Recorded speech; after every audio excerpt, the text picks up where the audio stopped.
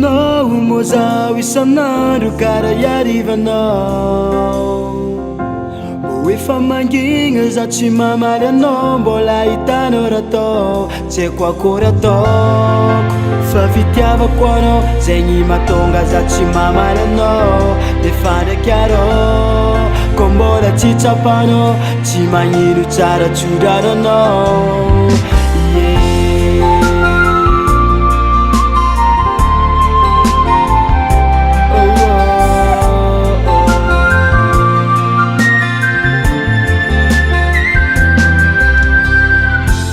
Naninanao mozao isan'andro karaharivanao.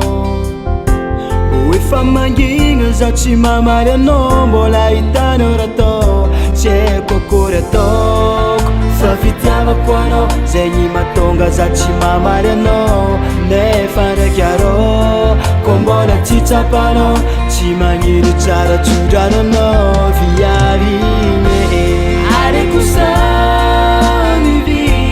tsika tsy anjara ambarika izay noko fahita, ora soroko anao viave.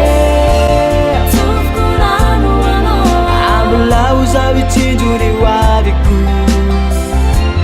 Tsofokorano anao tsy mampagnino tsara vitako, tsy mampaneniny za.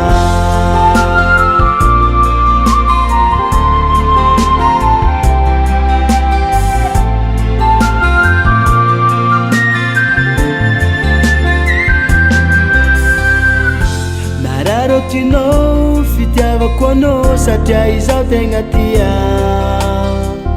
Tabataba lava fogna iaignana andragno tsy hita aiza fitia.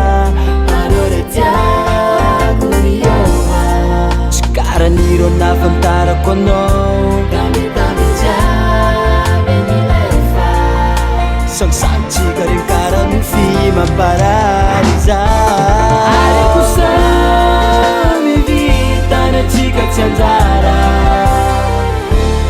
ambarika izay noko fahita, ora soroko anao viave. Tsofokorano anao ambilao zaho hitsinjo ny hoaviko. Tsofokorano anao tsy mampanino tsara vitako, tsy mampaneniny za.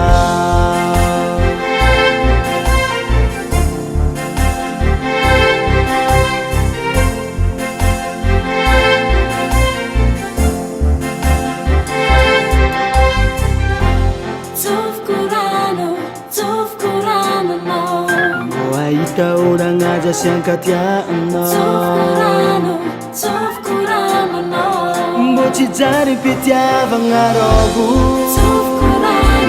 Tsofokorano anao satria ny atsika tsy anjara. Mbo tsy misy